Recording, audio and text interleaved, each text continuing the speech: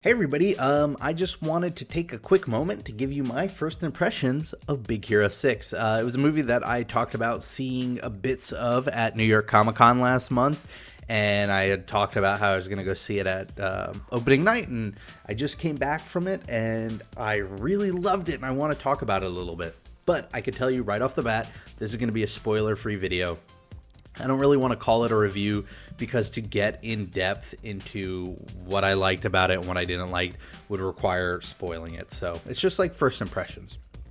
My first impressions are that the movie is awesome. So much about the film is fantastic, and the stuff that I could talk about without spoiling it is just the animations so great. Both the character animations, how they move.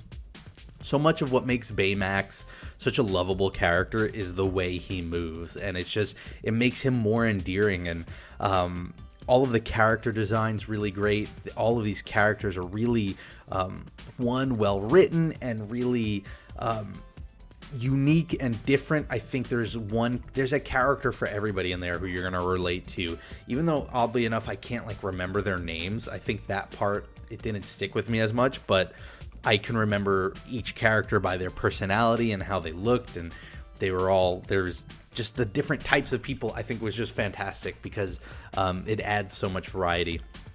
I think the art design and the location design is fantastic. It takes place in the fictional mashup city between San Francisco and Tokyo called San Francisco, I think it's pronounced. Has a great story. Not to go into detail, it's just a really lovable story with a great message. It's got some fantastic humor, both physical gag humor and then just, character humor and things like that. And, I went and saw it with my friends. We're all in our late 20s. There were kids at the theater, there were parents at the theater. Everybody was laughing. It was a sort of humor that was universal. It wasn't, it wasn't written to kids, and it wasn't written with adult humor slipped in there to they're adult jokes that kids aren't gonna get. No, it's just like this universal humor that worked, I think, on every level. And I was afraid seeing all these scenes at Comic-Con that I wasn't going to enjoy them as much seeing them a second time, that the humor wouldn't be as strong.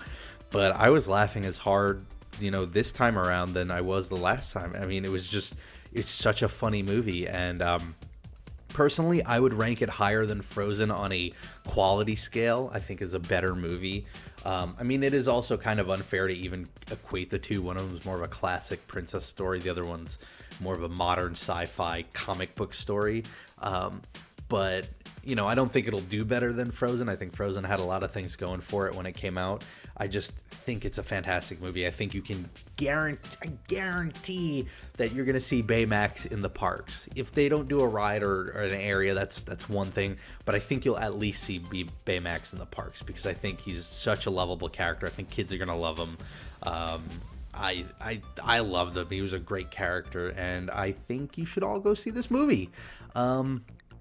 I don't know. Let me know in the comments below if you've seen the movie, what you think about it.